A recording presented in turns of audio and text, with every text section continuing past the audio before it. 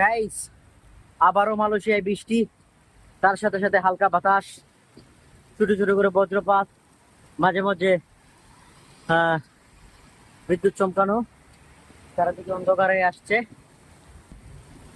একদম অন্ধকার হয়ে গেছে। ঠিক আছে। আহ এই দেখেন প্রচুর বৃষ্টি হচ্ছে,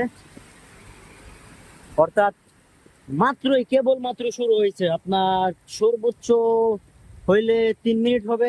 এই যে আমার হোস্টেল থেকে আমি এক দূরে আসছি, আসার সাথে সাথে মানে প্রচুর পরিমাণে বৃষ্টি শুরু হয়ে গেছে।